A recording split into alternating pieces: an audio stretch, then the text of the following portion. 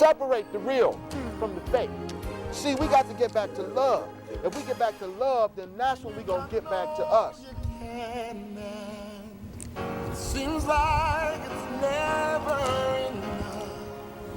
And what do you say when you're... Hello, ladies and gentlemen. Welcome to another edition of People Empowerment, where we would strive to change the conditions in our neighborhoods and our city. Today we have a very important guest today, and we're going to be getting right down to business.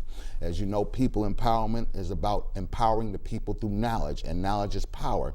And so today we're going to give you a lot of knowledge on what's going on, and maybe it will empower you to help us make some decisions to change the course of what's going on in our city to benefit us, the city residents. So today my guest is Betty Jean Grant. How are you, Ms. Grant? I'm fine, Nate. How are you? Awesome, awesome, awesome. Now, Betty Jean is running for Senator, 63rd District, against Tim Kennedy. And today we're going to get into it real deep about why Ms. Grant is here, why she's running, what things will change if she becomes Senator, and how hard is she ready to fight for this. So talk about it, Ms. Betty Jean. Well, thank you, Nate. Thank you for inviting me. As you know, I ran for the Senate 2 years ago, and she came up short 139 votes. So I 139 votes. 139 votes. So I kept my office open on East Utica and Jefferson for the 2 years, paying the rent, to group ministry, to making sure that I have a place if I decide that I wanted to run 2 years later. And Awesome. I kind of made a decision 2 years ago. So right now I'm back into the race. And one of the main reasons I am running this year is for economic development. As you know, there's $1 billion that's been sent to Buffalo, awarded to Buffalo, but I don't say awarded because it's our taxpayer dollars. And that money's being spent. And yet and still, if you go outside this building, the Apollo Theater, you don't see not one penny that you can say is being spent because of the $1 billion. Betty Jean, let me cut in before you go any further, because we're going to get deep into this $1 billion. But first, I got to ask you this question. Yes. You knew 2 years ago, when you lost that election, Yes. that you were going to run again for this position. Yes, I did.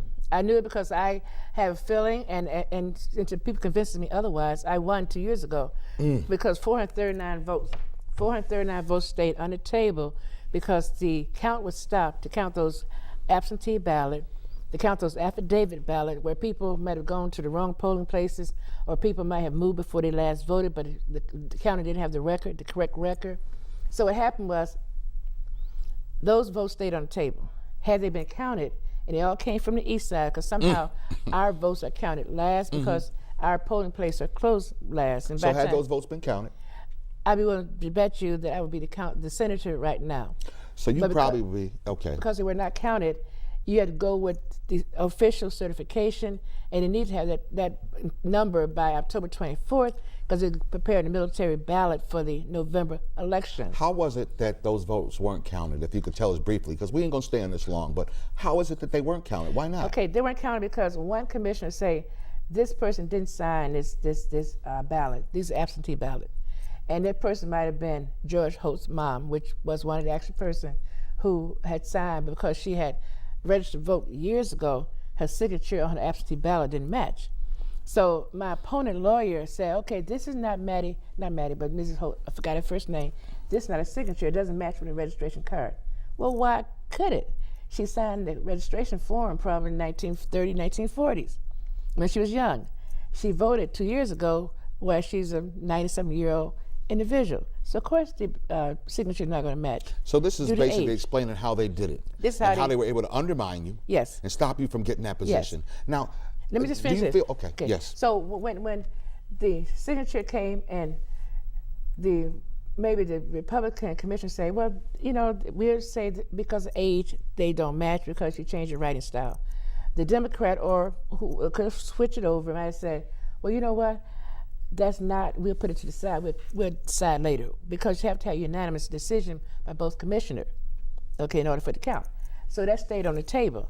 You had 41 such votes, 439 votes as such, absentee, person who might have registered and moved, who might have not voted in 3-4 years. So these are what you call controversial, questionable ballots so that's how they did it. can be determined when those two commissioners sat down and decide for themselves.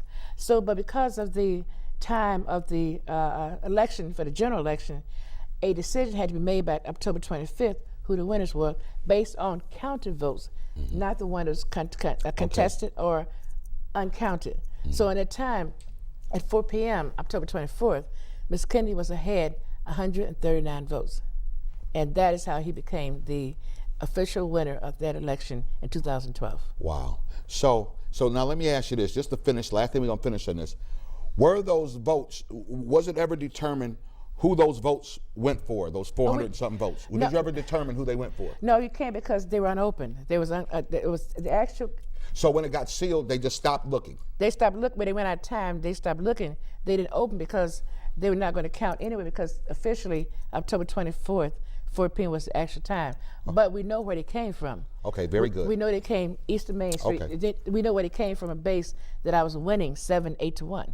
Okay. So with that rationale, we assume those votes will reflect that voting count. Very logical. It makes Yes. sense. Very logical. It makes sense. Now, let's just get a little deeper into it, because I also feel like that after you explain that could have happened.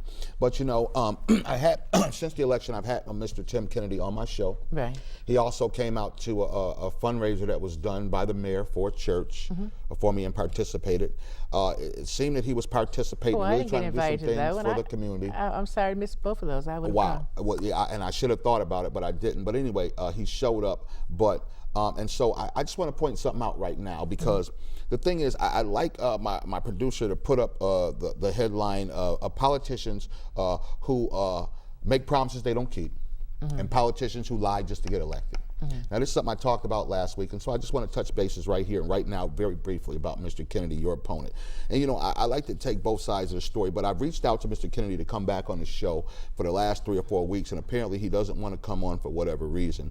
Mr. Kennedy made some promises to some people in the community that I tried to help.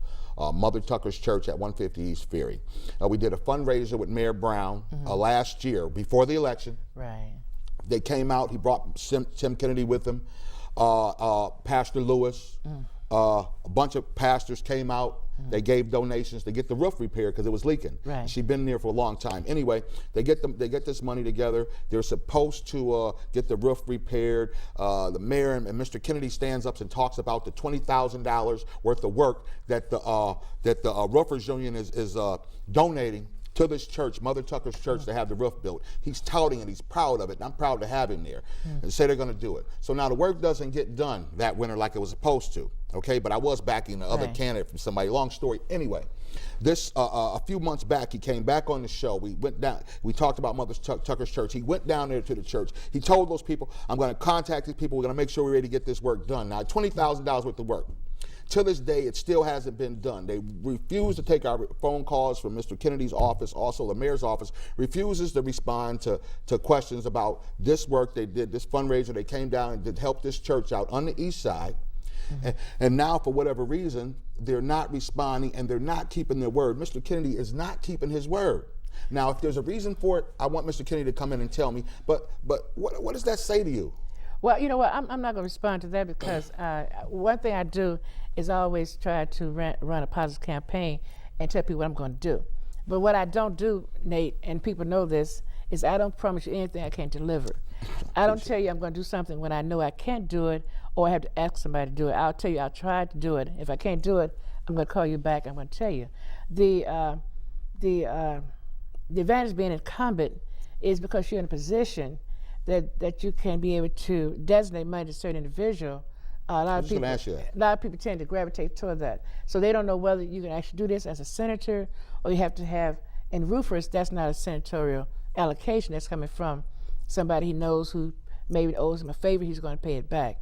However, you never should promise anything to anybody unless you know for sure that it can be done. If it cannot be done, then you tell that person it can be done, and you go back and you make sure that they know that you tried to do it, but you couldn't. Ms. Grant, and Ms. Grant, listen, and this is why I'm bringing this out, not necessarily to badmouth Mr. Kennedy, but I just got to keep it real. On this show, we got to keep it real. Right. I'm tired of politicians, black or white, making promises to the community and then not coming through with them. Don't you come on here and come in my face and come on TV in front of these people and tell them that you're going to help them, and then you don't do it. And then when it's time for election, you call, you'll answer the people who you think are going to help you, but the people you made promises to, now you don't answer them, you don't respond to them. So I have to put you on blast, Mr. Kennedy, about that. And you know, and not to take sides, because I'm here just to get the information out. I'm not going to say I'm for Betty Jean Grant or for you, because I personally kind of like you. But the thing is, I don't like the action. So for real, I tell all the politicians out there, if you're going to make promises, keep your word. Now, I don't need you to tell me, as Senator, Tim Kennedy here is a senator, Mr. Poloncarz was just on the news this morning. Mm-hmm. And Mr. Poloncarz was talking about Tim Kennedy and responding to Tim Kennedy, bad-mouthing him and saying that, you know, he's a failed administration, failed government, and basically that's why he's back. You know, I understand that hoopla, but could you explain a little bit about what's going on with this Tim Kennedy Poloncarz situation? Well, what happened was, this started in 2011 when Mr. Kennedy, Ms. Barbara Miller Williams, and Christine Beauvais from West Seneca chose to align with Republicans to do a coalition called Reform Coalition. Now, at that point, the Democrats were in the majority in the legislature. We had the majority, so we were able to do the vote to make sure things happen. With that alignment, that gave control of the legislature that was Democratic by nature. It gave it over to the Republicans, who were in the minority, and over to Chris Collins, who was the county executive. And then at that time, Ms. Poloncarz was the county comptroller. So with Mr. Collins getting control of the legislature in 2011 with 3 Democrats that included Mr. Kennedy, he was able to do certain things and vote in certain things that was detrimental to his community. Because of the coalition of Mr. Kennedy, Ms. Miller Williams, and Mr. Beauvais, Chris Collins defunded every culture in the African American community. He took every penny out of the African American community with the cultural organization like the Langston Hughes Center, the African American Cultural Center, UJIMA. He took every penny from this community, the African American cultural, based on a vote he could do with 3 Democrats, including Ms. Kennedy. Let me back that up. Wait, Okay. no. Let's stay right on that for a minute now, Betty Jean. Listen. So you telling the community, I hope the community is really paying attention to what you are saying. Right. So you telling me now, on the east side, we live at all these programs, these cultural centers that are closed down now, and they're not funded. You telling me that this is the reason because Mr. Kennedy? Aligned with Mr. Collins, who cut funding, and I'm going to clarify this. The funding was cut for 1 year. Why the funding did not remain cut because Mr. Poloncarz ran for the election, and he won the election in 2011. So had Mr. Collins kept being a county executive, the African American Cultural Center probably be closed now. UJIMA probably closed now because they wouldn't have gotten the funding because Mr. Collins was not going to fund any cultural that was not part of the Big Ten. That is incredible. Now, that is incredible. It is. Now, And also now of that, as a result of the coalition of Kennedy and company, we had 2 East Side Clinic that has been in operation for years. 1500 Broadway, the Matt Grabsky Center Clinic, and also 608 William Street, the Jesse Next. They was closed because Chris Collins, with the help of Kennedy and company, closed those 2 Jesse East Nash Side. is closed? It was closed in 2011 for patients, for patients. What happened was in 2013, Mr. Poloncarz reinstituted one of the health clinics, and we have a clinic at 1500 Broadway. So, listen, producers, please keep me abreast of the time that we got going on now here, because I want to get everything in here. So please let me know what time we got now. Okay. It's important. So now, so Kennedy was a part of that. Now let me understand something. He was the organizer up there, not part of that. He was the organizer, the orchestrator? He orchestrated it. That's Yes, heavy. he did. Mr. Kennedy, I'm going to want you to come in here. Please come in here and try to explain some of this. Now, I know you guys got the debates coming up. Yes. Right? Could you tell the people when those debates are right quick? Well, there's one that's coming up August 18th, and that's going to be at the Birchfield Penny Art Gallery on Buff State campus. August 18th. Is that this weekend coming up here? It's next Monday. It's next Monday. August 18th What is time? next Monday at 7 p.m. for the Senate. That's Mr. Kennedy and myself. And at 8 o'clock, it will be between Antoine Thompson, Crystal Peoples-Stokes, and Veronica Hemphill Nichols. Okay, now, all right. And tell them again exactly where that's at. The debate will be August 18th at 7 p.m. at Birchfield Penny Art Center, and it's located on Rockwell Road at Buff State College. on Elmwood, 1300 Elmwood Avenue. Okay, that's what we need. 1300 Elmwood Avenue. Now, will there be anybody standing out to direct the people into this place right around You there? know, I'm not sure. If you want more information, you can call Ms. Eva Doyle. You know, she's very Doyle. reachable. Her number is 840-6010. One more time? 847-6010. Or you can simply call Rod Watson. He's the president of the Association of Black Journalists that's putting this debate on. Okay, very good. Thank you. Now, back to that $500 billion. I mean, to that $100 billion, of which $1 billion. $1 billion, which Yes. Anton Thompson came in. He sat down and he talked with us, and he explained to us that $500 million of that money has already been spent, Out the and not a window. dime of it is on the east side. You know, I'd be willing to bet you it's probably 700. Good Lord. 700 million by now because they're still, you know, buying, building. They're giving people tax credit, incentives. Yeah, giving people, these Yes. businesses, all this stuff. Why don't they do something for the black community? Because we're not complaining, and we don't have representation that's going to complain loud and hard. Now, one thing I would have done, and I still say this, that if I had been elected 2 years ago, and I was in the Senate, and I know that $1 billion come to Buffalo, and I know that looking at the projection, looking at the plans, the proposal, the East Side was shut out, I would ask the question of Governor Cuomo. Okay, we appreciate getting $1 billion for Buffalo, but we got to think about more than the medical corridor. We have to think about more than the waterfront. We have to think about more than the downtown corridor. We have to think about neighborhoods. We have to think about using money to improve Jefferson Avenue, to improve Broadway, to improve Seneca Street, to improve all areas where the 63rd and Buffalo meet. If you become the 63rd district senator, Yes. how will you effectuate some of that money, facilitate some of that money coming directly to the east side? Could you tell us quickly how that's done specifically? Because that has to be voted on. That has to be voted on. And being a Senate, as you know right now, the Senate is almost even divided between Democrat and Republicans. So every Democrat that's in there is going to be a plus for Governor Cuomo.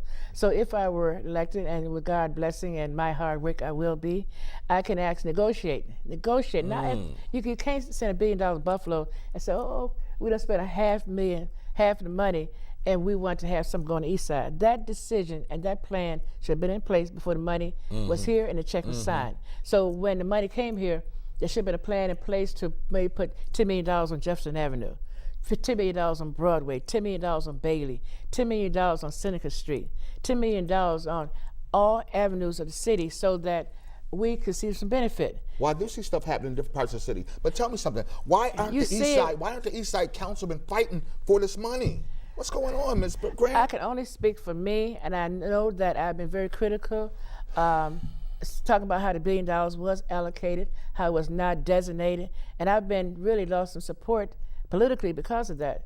But see, me, I don't mind criticizing somebody else because I don't mind people criticizing me. Okay. If I'm not doing what I'm doing and I need to be doing something better, then it behooves me to get thin skin and say, okay, don't criticize me because I'm black. No, don't criticize me because I'm black, and don't hold me not being accountable because I'm black. Because when I'm elected with the expectation I'm going to represent everyone.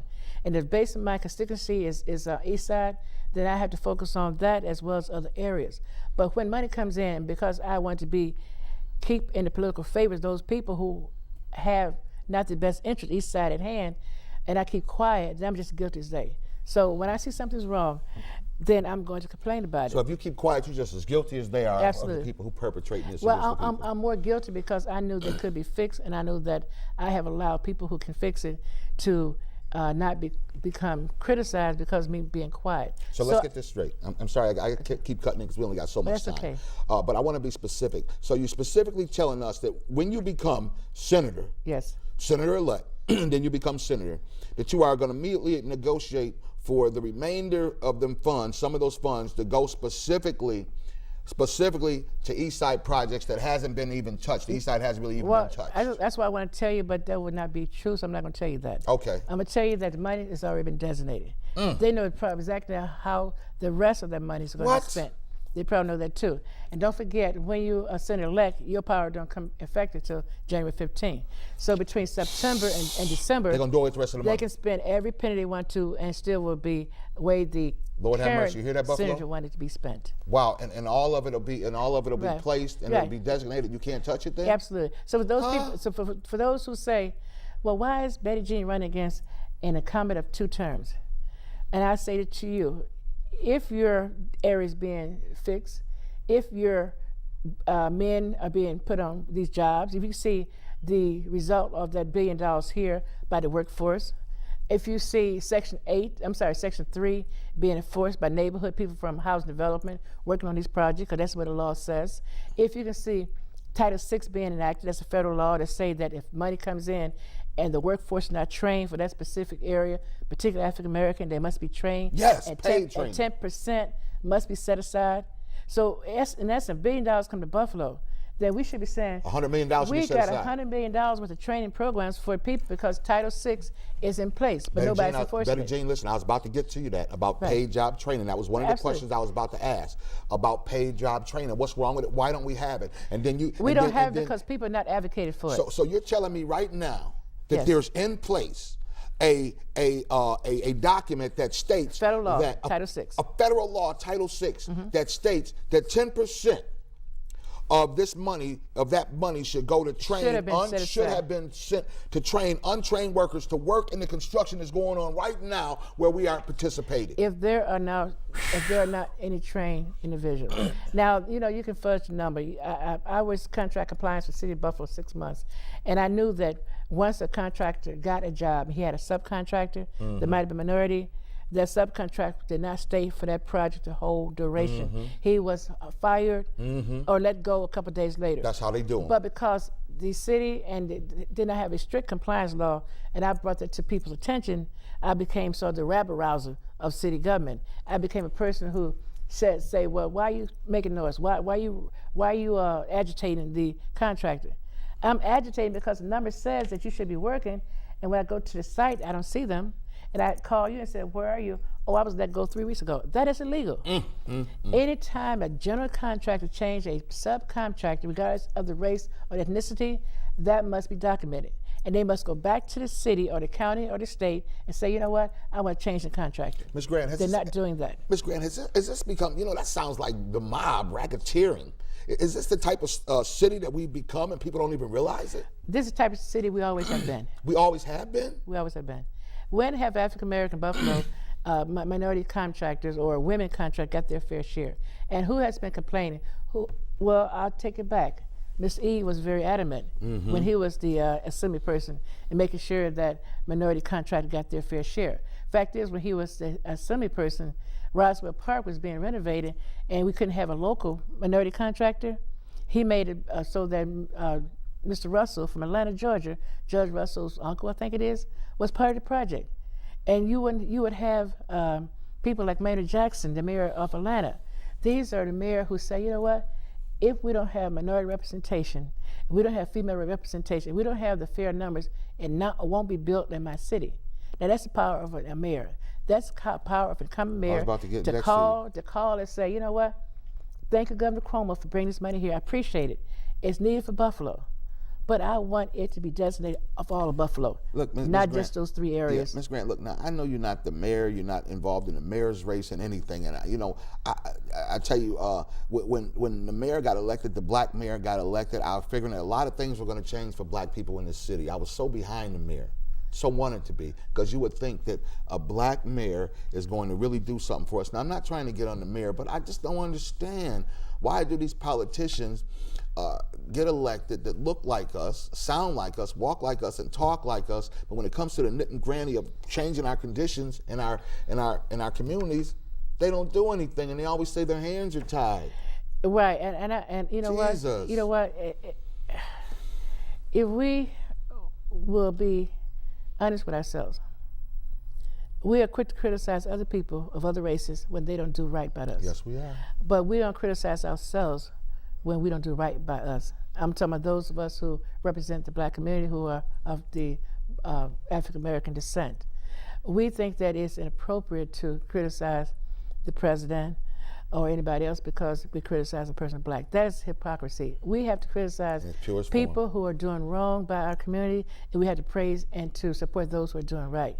I fell out of disfavor with Mayor Brown when I wouldn't go with him and Tim Kennedy and Barbara Miller Williams and Christian Beauvais to make Chris Collins the control of the legislature. I was asked to join that coalition, and I refused to do it because Wow. I couldn't see giving the Democratic power over to a very vindictive, very mean-spirited county executive. Chris Collins has been the most anti-people county executive in the history of Erie County. I could not see giving my vote to him and to the Republican legislature, and I was asked to do that. And because I refused to do that, the mayor felt disfavor with me. Who asked you to do that? Mayor Brown did. Mayor Brown did. Yes. And so, I'm honest. People don't want to hear the truth. Then, cover your ears. But I'm not going to lie to you, and I'm not going to despair. And I say this on camera because Mayor Brown came to my husband's store and asked me to join a coalition to get control of the legislature to Chris Collins. I refused to do it. That's why he's not supporting me. That's why he's supporting my colleague, because he asked me to do something I thought was anti-community, and I refused to do it. Because you are for the community. Absolutely. And you always are out here in the community. And I would And I tell got you to the commend truth. you for that. Right. And you know what? Because I'm telling you, I see your face all the time in the community. Right. I see Antoine Thompson. It is what it is all the time in the community. Whatever you could say about his past and what he's done or didn't do, he's still here. He's still fighting, galvanized, motivated. You guys are trying to change what's going on. And we got so many, like I say, black faces and black politicians in leadership, yet nothing is changing for us. Right. When is it going to change? When we demand, like everybody else, good leadership, not based on color. We demand our Not based on representation to support us, who could be for us. Not necessarily that you're black, not necessarily that you came from the East Side, but you're going to fight for all people, including black people. You're going to fight for all areas, including the East Side. Ms. Grant, look, we only got a few minutes left, so I need to say this a little bit, and then I'm gonna let you finish up telling the people what's going on. But I want people to remember now. Remember, I talked to you about politicians who say anything just to get elected, who lie to get elected, who make promises they don't keep. So now it's very important for you to understand this, Buffalo. It's very important for you to understand this. Okay, I'm telling you out of my own mouth that Tim Kennedy made some promises to Mother Tucker's Church at 150 East Ferry, that he was going to help. He, out of his own mouth, said that the Painters Union had donated $20,000 worth of work to get that done, and that he was going to help and facilitate it getting done, and he has not done that. So this might be an optimum time for me to say that, but I'm keeping it real. Mr. Kennedy, if you're going to keep your word, go down there and help Mother Tucker like you said and make that happen so we can say something positive about you and not be negative. And again, there's always two sides to a story. But if you don't come in here and talk, then we only got one. And right now, that's Miss Betty Jean's story. And please, Miss Betty Jean, please tell the people in the next minute and a half why they should elect you again to change what's going on in our community. I'd say you should elect me again because you know that I will fight for you. I have been endorsed by Senator Arthur O. Eve because he said that I remind him of Shirley Chisholm being unbossed and unbought. I have been endorsed by the Erie County Democratic Committee. This committee of 63 people, which means 20 came from City of Buffalo. All these members came from outside of Buffalo, and they endorsed me over Mr. Kennedy because they know that I'm a true person, true to my word, a loyal Democrat, and fight for all people regardless of where they came from. I've been endorsed by Mark Poloncarz, who support me because he knew that he needs somebody who's going to help him fight. And because we're fighting, we got the library funding restored, the $4 million that Collins and Kennedy and company had cut out. We got an East Side Health Clinic restored. We got the WIC program back. We got the daycare subsidy that Mr. Kennedy had cut out back. We got, and that's Mr. Kennedy cut out because his coalition helped to cut that out. Wow. And we got the library funding. We got that as well. So I said to you, I've been in office for 14 years, a legislator for 7 years, a school board member, and a city common council member. I've always fought for the people. I have not been bought in my campaign. I'm very lean, but I always get elected because with me, what you see, what you get. I am unbought and I'm bossed, and I'm the people's champion because I fight for the people. Hey, listen, amen. I'm glad to hear that. I'm glad to have you on the show. I hope you come back and we can monitor what's going on and keep the progress going on and let the people know what's going on. See, you got to keep coming. You got to pay attention to what's going on, people, so you know, and you got to get out the vote. If you don't come out and vote, then nothing's going to change. Until this is Nate Boyd from People Empowerment saying pay attention, pay attention, pay attention. And September 9th is the date to vote, not November. November will be too late for me. The primary is who determines who serves in Albany, so you got to come out primary day, September 9th. That's it. That's it. That's it. From People Empowerment. We love y'all. Good day. That's it. That's it.